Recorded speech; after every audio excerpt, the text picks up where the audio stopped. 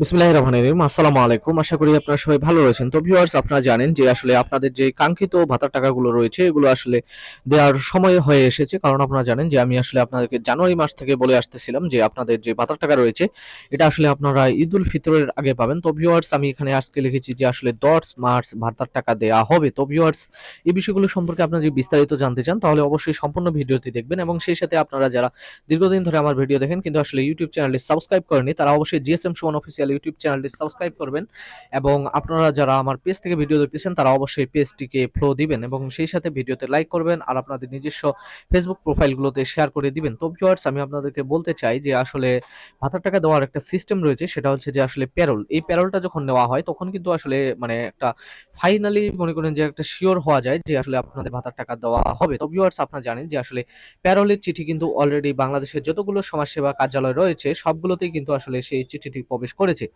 তো ভিউয়ার্স, এই চিঠিতে আসলে একটি কথা বলা হয়েছিল যে আসলে 21শে ফেব্রুয়ারি থেকে শুরু করে আপনার হচ্ছে মনে করেন যে মার্চের ৩ তারিখ পর্যন্ত আসলে প্যারোলের মনে করেন যে হচ্ছে চিঠিটাকে যে তারিখটা দেওয়া ছিল যে আসলে ৩ তারিখের মধ্যে সেই প্যারোলটা কমপ্লিট করে এটা কিন্তু হচ্ছে যে সমাজসেবার যে অর্থাৎ সমাজ কল্যাণ মন্ত্রণালয় রয়েছে সেখানে প্রেরণ করতে হবে। তো এটি আপনারা দেখছিলেন যে এর আগে আসলে বারবার মনে করেন যে হচ্ছে প্যারোলের টাইম বৃদ্ধি করা হতো এবং হচ্ছে মোটামুটি প্যারোল হওয়ার ২১ দিন বা অনেক দিন পরে আসলে টাকা দিত। তাহলে এখন কথা হলো যে মার্চের ৩ তারিখে যদি শেষ হয় তাহলে কিভাবে মনে করেন যে আপনাদের হচ্ছে ১০ই মার্চে আপনাদের ভাতার টাকাটা দিবে। তো ভিউয়ার্স, আপনারা জানেন যে আসলে আপনাদের বা আমাদের যে ঈদুল ফিতর রয়েছে মুসলিম উম্মার, তো এই ঈদুল ফিতরটা এটা আসলে মনে করেন যে হচ্ছে 20শে মার্চের মধ্যে মনে করেন যে মার্চের 20 তারিখের মধ্যে অনুষ্ঠিত হবে। তো যার কারণে আমি আপনাদেরকে বলতেছি যে আপনারা কিন্তু আসলে পূর্বের দিকে আরো যদি যান তো আপনারা পূর্বে দেখতেছিলেন যে আসলে ৩ দিনের মধ্যে অর্থাৎ ৭২ ঘন্টার মধ্যে প্যারোল নিয়ে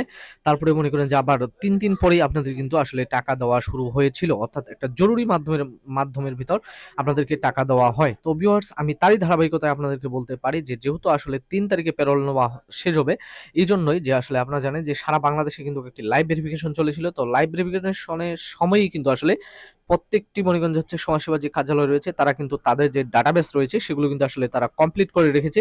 তো যেহেতু একটা কমপ্লিট ডাটাবেসে আবার নতুন করে একটি প্যারোল নেওয়া হবে, তো এখানে আসলে মনে করেন যে হ্যাসেলের কোনো কিছু নাই। যদি সারা বাংলাদেশে ইন্টারনেট বা বিদ্যুতের কোনো সমস্যা না হয়ে থাকে তাহলে মনে করেন যে প্যারোলটা খুব দ্রুত দেওয়া হবে।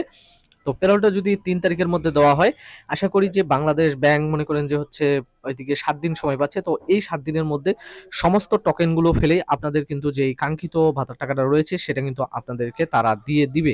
তো ভিউয়ার্স, আপনারা বুঝতে পারছেন যে আসলে আপনাদের ভাতার টাকাটা আপনারা ১০ই মার্চে পাবেন। তো যখন কিন্তু আসলে ভাতার টাকা দেওয়া শুরু হয় তখন কিন্তু মনে করেন যে হচ্ছে আপনাদের হ্যাকাররা বিভিন্ন প্রকার মনে করেন যে হচ্ছে ফন্দি পেতে তারা ওঁত পেতে থাকে যে কিভাবে টাকাটা নিয়ে যাবে। তো এখানে মূল মাধ্যম যেটা সেটা হচ্ছে পিন কোড এবং ওটিপি কোড শেয়ার। তো আপনারা কিন্তু পিন কোড, ওটিপি কোড এগুলো শেয়ার থেকে বিরত থাকবেন। তবেই কিন্তু আপনার টাকা নিরাপদে থাকবে এবং আপনি আপনার রিডটি ভালোভাবে করতে পারবেন। তো ভিউয়ার্স, আশা করি আপনারা বুঝতে পারছেন। ভালো থাকবেন, সুস্থ থাকবেন, নিজের প্রতি খেয়াল রাখবেন। ধন্যবাদ।